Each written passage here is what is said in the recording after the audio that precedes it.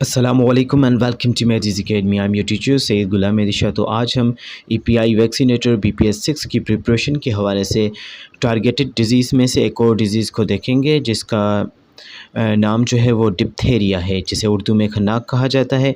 और आज इसके फैलने की वजूहात देखेंगे, इसके सैम्पल्स देखेंगे कि यानी कि इसके सिम्टम्स कौन से होते हैं, और उसके अलावा ये कौन सा पैथोजन होता है या कौन सा जरासीम होता है जो इसे काज़ करता है, वो सब हम स्टडी करने वाले हैं। जो कि NTS की टेस्ट जो कि वैक्सीनेटर की कंडक्ट की जा सकती है ऑफ कोर्स ईद के बाद, तो उसमें ये क्वेश्चंस आ सकते हैं। तो आइए देखते हैं सबसे पहले डिप्थेरिया और उसकी डिटेल को।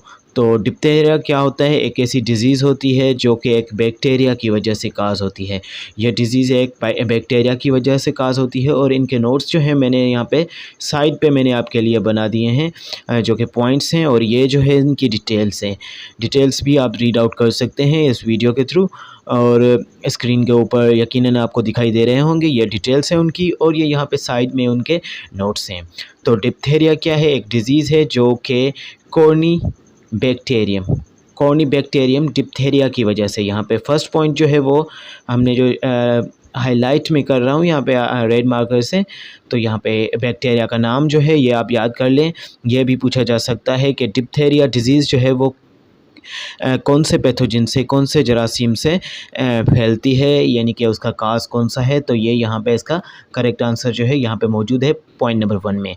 तो यहाँ पे डिटेल्स भी स्टडी करेंगे, रीड आउट इन्हें भी करेंगे।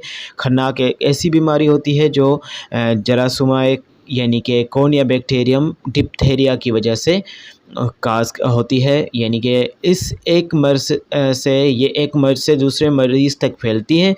ये बीमारी ज़्यादातर सर्दियों में, यहाँ पे दूसरी पॉइंट यहाँ पे देख लें, दूसरी पॉइंट में ये क्या बात हो रही है कि ये बीमारी जो होती है सर्दियों में फैलती है। फर्स्ट पे पॉइंट जो थी वो क्लियर हो चुकी है कि ये इसे काज करने वाला पैथोजन यानी कि जरासीम कौन सा है। उसके बाद जो है सेकंड पॉइंट के कौन सी सीज़न में, जैसे कि 4 सीज़न्स होती हैं, तो 4 सीज़न्स में ये अमूमन सर्दियों में फैलती है, ज़्यादातर सर्दियों में पाई जाती है। और इसका अटैक किन एज के बच्चों पे या किन एज के अफराद पे होता है? तो ये अमूमन 5 साल से कम की उम्र के बच्चों, यानी कि 15 साल से कम उनकी उम्र जिनकी होती है, तो मोस्टली ये जो होता है बैक्टीरिया वो इस पे अटैक करता है। बैक्टीरिया यानी कि एक से ज़्यादा बैक्टीरिया, और बैक्टीरियम किसी भी एक बैक्टीरियम को कहा जाता है, जैसा कि यहाँ पे फर्स्ट रो में भी मेंशन्ड है, ये मैंने हाईलाइट कर दिया है जो कि आपके लिए। उसके बाद बढ़ते हैं जिनको इस बीमारी से बचाव का टीका यानी कि लगा नहीं होता, जिन अफराद को, जिन बच्चों को इस बीमारी से जो टीके लगते हैं, वैक्सीनेशन जिसे कहा जाता है, जो कि EPI का टारगेट है इन बीमारियों से बचाने का। तो अगर कोई अनइम्यूनाइज्ड है और उसे टीके नहीं लगे, तो उन पे क्या होता है कि उन पे इस बीमारी का हमला ज़्यादातर अटैक करता है कौन से एरियाज़ पे? नंबर फर्स्ट पे जो है ये नेक एरियाज़ यानी कि गले और नाक पर अटैक करता है, इसका असर होता है, जिसमें गले के अंदर ख़ास तौर पे टॉन्सिल्स के ऊपर एक झिल्ली बन जाती है, और इसके इर्द गिर्द का हिस्सा सूजा हुआ और उसमें सुराख होता है। गले में शदीद दर्द होता है, जो कि यहाँ पे पॉइंट में भी है। इस बीमारी का हमला ज़्यादातर गले और नाक पर होता है। गले में शदीद दर्द और गर्दन में गुल्टियाँ बन जाती हैं। ओके, यहाँ पे जिसे मैंने लिख दिया है, यहाँ पे आप नोट्स भी यहाँ पे देख सकते हैं। सर्विकल लिम्फ नोड्स जिसे कहा जाता है बन जाती है। बच्चे को बुखार के साथ साथ थकावट भी महसूस होती है, और जरासीम से निकलने वाला जहर 2 से 6 हफ्ते, हाउ मच टाइम, यहाँ पे टाइम भी मेंशन किया गया है क्योंकि ये भी पूछा जा सकता है।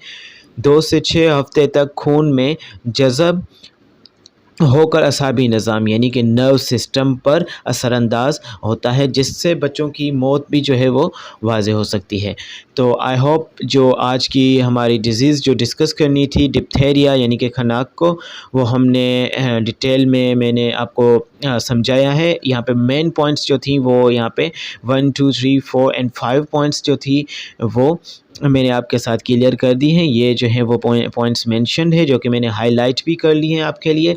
ये आप रीड आउट कर सकते हैं। फर्स्ट ऑफ ऑल जो पॉइंट है वो है कि ये किस पैथोजन से, ये वायरस, स्पंजी या बैक्टीरिया से होती है। तो ये एक बैक्टीरियम की वजह से होती है जिसे कॉर्नीबैक्टीरियम डिप्थेरियाई कहा जाता है। ये सर्दियों में ज़्यादातर फैलती है और उसके बाद हमने देखा कि इसका अटैक जो है वो कौन सी उम्र के अफराद पे होता है। तो इसका अटैक जो होता है वो 15 साल से कम की उम्र के बच्चों पे होता है। उसके बाद नेक्स्ट जो पॉइंट थी वो ये थी कि इस बीमारी का हमला ज़्यादातर गले और नाक पर होता है, जिससे क्या होता है कि ख़ास तौर पे अंदर से टॉन्सिल्स के ऊपर एक झली नुमा यानी कि लेयर हो जाती है और उस लेयर वो क्या होता है, वो वाला एरिया सूज जाता है और वहाँ पे सुराख भी हो जाते हैं। गले में शदीद दर्द हो जाता है और उसमें गल्टियाँ जो होती हैं वो भी बन जाती हैं। और नेक्स्ट जो पॉइंट थी कि ये नर्व सिस्टम पे अटैक करता है। नर्व सिस्टम खून में जज़ब होकर नर्व सिस्टम पर असरअंदाज होता है।